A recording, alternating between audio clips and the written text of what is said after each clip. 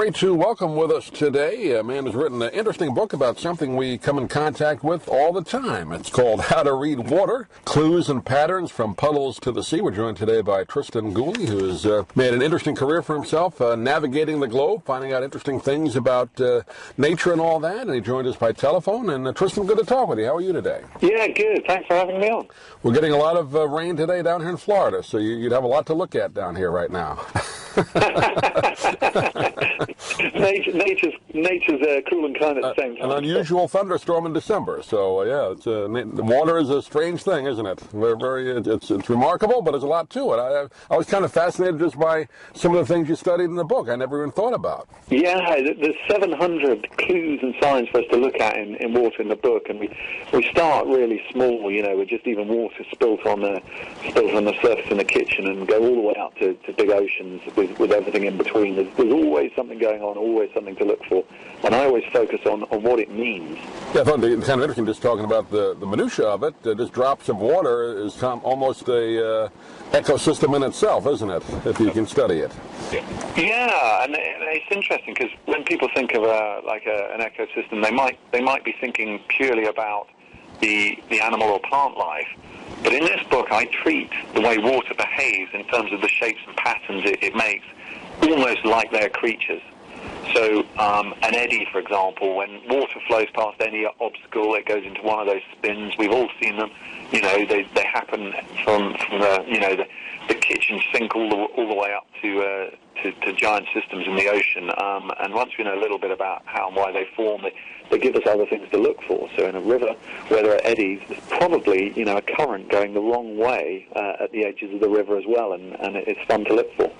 Yeah, you look at rivers or lakes. I noticed that down here now you see these patterns in the water, and you kind of say, well, maybe there's fish underneath the water swimming or other things, but I guess there's more to it than that, isn't there? Yeah, but that's the right sort of philosophy, isn't it? It's kind of, instead of looking at something and going, don't know, we just sort of go, well, I wonder why. And the second we ask the question why, we start to notice a lot more, and quite often that solves the puzzles. So the surface of the water might be changing because of the fish, and we can understand whether a fish is likely to be there by looking at the speed of the water, by looking at what's happening in the sky, by looking at what the insects are doing. We bring all those pieces together and go, yeah, that probably is a fish, because if I was a fish, I'd hang out there too.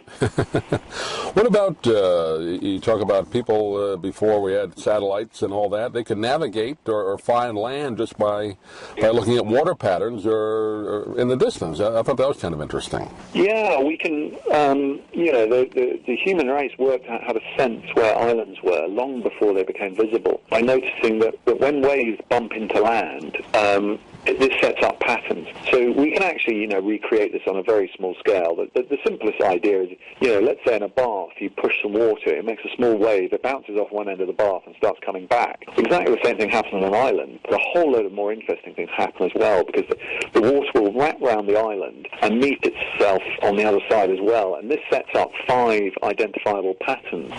And we can learn about them by looking at diagrams and reading about them, but it's really good fun when you go out there and you don't have to look at the ocean. You just look at a pond, look at the way ripples bump into a little rock in the pond, and suddenly you're seeing exactly the same patterns that these navigators felt in their canoes when their lives depended on it. We don't have to risk our lives. We just get to do the fun bit. You have some great pictures in the book, by the way, of these things that happen in water. I guess, these, it kind of goes in a circle down. What do you call those? It's kind of like a tornado in the water. That's kind of interesting. Yeah, there's eddies on a small scale, and then there are whirlpools. Whirlpool, right. I couldn't think of the word. Yeah, this is one of the most exciting things of the area for me. Is one of the reasons I wrote the book is because I thought, many years ago, I thought these things that happen in the ocean stay in the ocean, and things that happen in rivers stay in the rivers. But actually, when it comes to the patterns, once you know how to read them, you can take them from one place to the next. In fact, they crop up everywhere, so you start seeing them. And I treat them like creatures that become friends. So your favourite patterns you see absolutely everywhere, because you know exactly what to look for. You know where to find them, and they kind of, it's almost like the water's waving at you, going, "Hey, I'm here."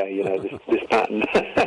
Well, I grew up in Long Island and the beaches up there. Not as much down here in Florida, but we always had to be concerned with what they used to call the undertow. If you had heavy waves and stuff, you could pull out. That's kind of part of what you studied, isn't it? Undertows and waves and all that kind of thing?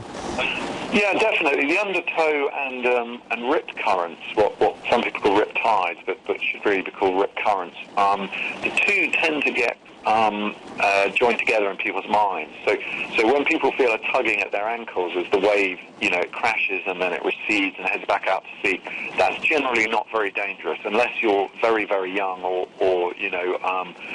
I mean, if you can walk and swim, then the undertow shouldn't cause you big problems because it can trip you over maybe, but as soon as it meets the main body of water, it loses all its power. Right. Rip currents are different. They are properly dangerous and they kill quite a few people every year. And that's when, as waves break over a sandbar, so anywhere in the world where waves are breaking on a sandy beach, there will be a bar, so just a sort of basically a bump, and then a trough where it goes a bit deeper. And the wave breaks over the bar into the trough, and then gravity makes all that water want to head back out. If it does it evenly, as it does on most beaches, it's not a big problem. But if it punches a hole through the bar, suddenly all that water, it's like somebody's pulled the plug out, all that water rushes through a gap. And if you're caught in that, you have to swim parallel to the shore, otherwise you're in big trouble. No. And in the book, I recount an example of how I got it wrong. Yeah, I've heard I've never been in one, but it's very dangerous from what I hear. And from the large bodies of water, you go down to puddles, too. I thought you can learn a lot from just looking at puddles. Yeah, the key with puddles is, what a puddle is by definition is it's just a small bit of water when it's dry all around. And whenever there's a little difference like that, we can just say, well, why is that? And there are lots of different reasons for puddles. Whenever the ground is worn more, there'll be puddles. So wherever there's animals crossing a track, you get small puddles, or bicycles or tractors, or whenever anybody's doing a little bit of, any animal or any person is doing a bit more in a certain area, puddles appear. But my favourite, the most fun one in a way, is the natural navigator's puddle, because the sun is due south in the middle of the day, with the exception possibly of the very southern tip of Florida, actually. But we get asymmetries in most places where the sun reaches some places and not others. And when we understand that, we can use puddles to find direction. Yeah. Fascinating book. It's called How to Read Water, Clues and Patterns from Puddles to the Sea. And we've been talking with Tristan Gooley today. Tristan, do you have a website you can direct people to, get more information on the book? Yeah, thanks. It's naturalnavigator.com, and there's loads of stuff, in there on the books, but also you can have a bit of an explore of the different techniques. There's hundreds of examples on the website. Great. Tristan, pleasure talking to you. Great idea for a book. I know you kind of do a series of these. Hopefully we can talk to you when your next one comes out, but thanks for being with us today. Cheers. Thanks a lot for having me on. I'm Stan Brock. 30 years ago, I formed Remote Area Medical to help people overseas. But then we found generations of families in America isolated by poverty from the health care they need. Together, we can take dental, vision, and medical help to 1 million adults and their kids, right here at home in the United States of America. If you'd like to order the book we're talking about, please go to DougMilesMedia.com and enter the author's name in the Amazon search box. Thank you for listening. Please come back soon for more conversations here at DougMilesMedia.com. This has been a presentation of Doug Miles Media, all rights reserved. You can listen to or download previous programs at iTunes, Stitcher.com, or DougMilesMedia.com.